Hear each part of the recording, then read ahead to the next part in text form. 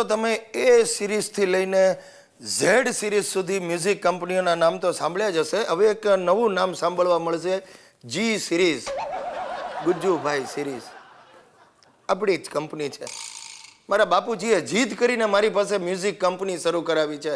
એમણે જીદ પકડી છે કે મારા ભજનો ઘેર ઘેર સંભળાવવા જોઈએ, ઘેર ઘેર ગવાવા જોઈએ.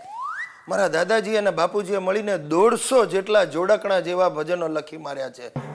પ્રભુનો હિંચકો, પ્રભુનો ખાટલો, પ્રભુનો પાટલો, પ્રભુના ખાસડા, પ્રભુના કાંસકા, જે ગમે બધું પ્રભુનું.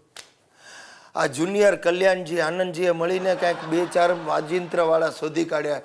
ઢોલક ને મંજીરા વાળા સવારથી ઘરમાં આવી જાય અને ગધેડાને તાવ આવીને કણસતો હોય ને એવા રાગે ભજનો ગાય છે. કણકણમાં પદુડાજી, મણમણમાં પદુડાજી, ભાતમાં પદુડાજી, દાળમાં પદુડાજી. અરે ગિરીશિયા, પદુડા બાપાના ભજનો લખાઈ ગયા છે અને આજે એનું રેકોર્ડિંગ રાખ્યું છે. પદુડા બાપા, આ હરખ પદુડા સાંભળ્યું તું, પણ આ પદુડા બાપા કોણ? પરદુક ભંજન ડાયા બાપા, એનું ટૂંકું સ્વરૂપ એટલે પદુડા બાપા. બાપુજી, આ પદુડા બાપાના ભજનો કોઈ નહીં સાંભળે અને આપણે કારણ વગર 30-40 હજારમાં લૂંટાઈ જઈશું. અરે તને ખબર નથી ગિરિયા, પદુડા બાપાના બહુ બધા પરચાઓ છે. અરે વાંઝેઓને ત્યાં 5-5 સંતાન થયા છે. બોલ. અરે આવું જ તમે મને પોપટિયા ગઢના સિસોટી માતા વિશે કહ્યું હતું, પણ સિસોટી માતાની એક સીડી વેચાઈ નહોતી. ત્યાં હવે આ નવા બાપાનું રેકોર્ડિંગ શરૂ કરવું જ તમારે? બાપુજી રેવા દો, આમાં આપણા ઘર-બાર વેચાઈ જશે. ચૂપ રે ઔરંગઝેબ.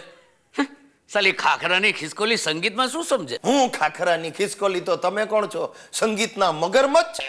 અરે 2 વાર મને 35,000ના ખાડામાં ઉતરાયો, હજી તમે ધરાયા નથી. ચૂપ રે, મેં તો વિચાર્યું છે કે આ પદુડા બાપાના ભજનની DVD પણ બહાર પાડું. અરે પગે લાગુ છું મારા હરખ પદુડા બાપા, તમે આ પદુડાનું ભૂલી જાઓ. શક્ય જ નથી ગિરિયા. હું જાઉં છું રેકોર્ડિંગ કરવા. શ્રીખંડમાં પદુડાજી, પાત્રામાં પદુડાજી, પદુડાજી પદુડાજી, ક્યાં ક્યાં છે પદુડાજી? આ પદુડા બાપા મારી પીદુડી કાઢી નાખશે, તમે જોયા કરો. મિત્રો, હમણાં મને થોડી ધરપત હતી.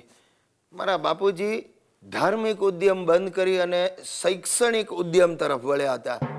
મેં મનમાં વિચાર્યું, બહુ સારું, આ ભક્તિના નામે તાબોટા પાડવાને બદલે સોસાયટીના બાળકોને શિક્ષણ આપશે. પણ ત્યાં જ આ શૈક્ષણિક કૌભાંડનો ભાંડો ફૂટ્યો સાહેબ.